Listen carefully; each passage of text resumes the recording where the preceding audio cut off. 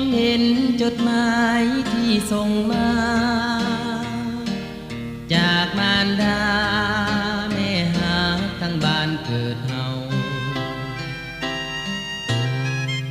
จิตใจตื่นตันมือสั่นยื้อเอา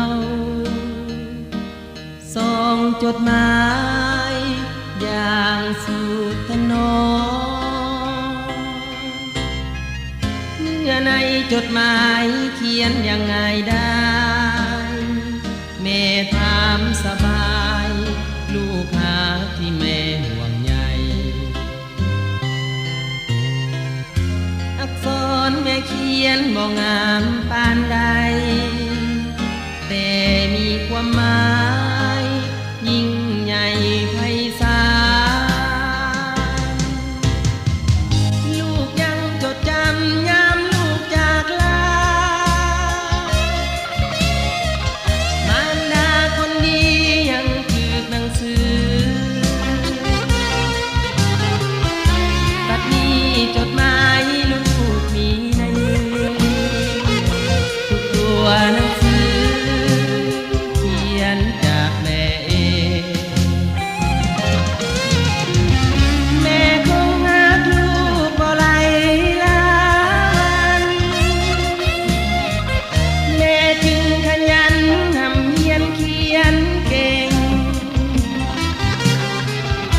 ภาษาศึกษาเหมือนดังบทเพลงที่บรรเลงความหักแม่ลูก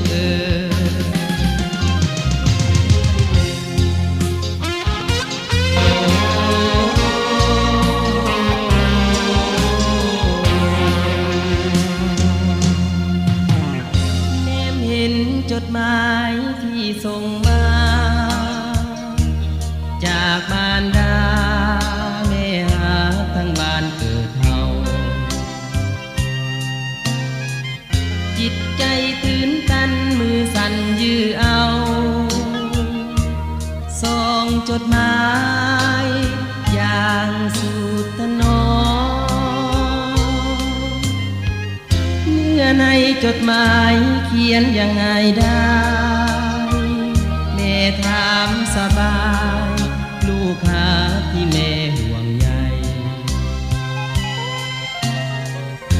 อักษรแม่เขียนบ่งามปานใดแต่มีความหมายยิ่งใหญ่ไพศาลลูกยังจดจำงามลูกจากลามารดาคนดียังถือหนังสือบัดนี้จดหมายลูกมีในมือทุกตัว